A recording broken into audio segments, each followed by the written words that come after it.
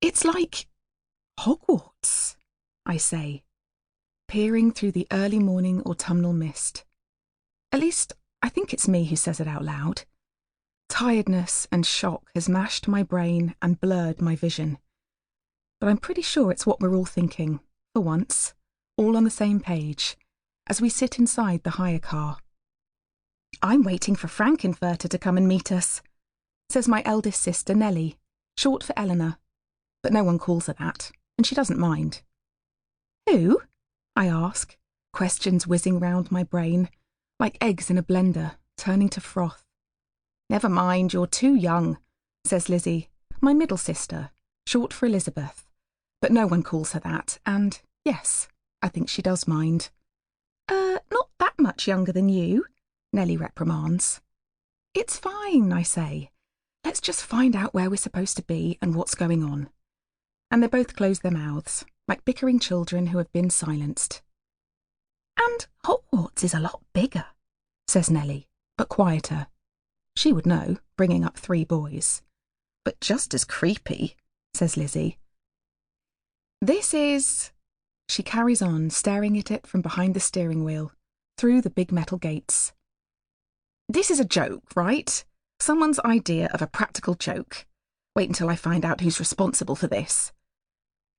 Nellie shakes her head. But who would do that? Especially not now, not with our grandfather only just buried. Tears, which seem to have been constantly ready to spill for the last month, prickle again. Or someone's got their facts wrong, which is more likely. Lizzie likes to have facts and answers. She works on logic. An overnight ferry crossing on choppy waters, then driving on the wrong side of the road for over an hour in a hire car for a wrong address, she says, sounding fearsome. I just know that someone is going to be in big trouble if this turns out to be the case. We sit in the car, the heaters blowing on our cheeks, looking at the listing iron gates and the long tree-lined drive to the left, covered with fallen late autumn leaves. And beyond that, shrouded in mist, is what I can only describe as... It's a castle. I say what we're all thinking. A chateau, Lizzie corrects. Yes, a chateau, I agree. I've seen one on television with Dick and Angel. Who? Lizzie asks. Daytime telly, Nellie confirms. Lizzie tucks and purses her lips. Neither of us says any more. Lizzie doesn't do daytime TV. In fact, I don't think she does telly of any sort. She just works, and she isn't happy about taking time off to be here. We all sit and stare through the gates. Lizzie grips the steering wheel. Check the sat-nav again, she instructs, jabbing a short painted fingernail at my phone. I do as I'm told. You have arrived at your destination. You have arrived at your destination. It repeats, grating on our nerves. We all look around and behind us, but there's nothing else. Just these gates, the long tree-lined drive, a field of brown and white cows to the right of it, and a farmhouse with lights on. And, beyond the gates, this building, glowering at us with a Gaelic glare. Suddenly, there is a flickering of lights from a window in the turret closest to us. There's one on each side of the building. Again they flicker and go out.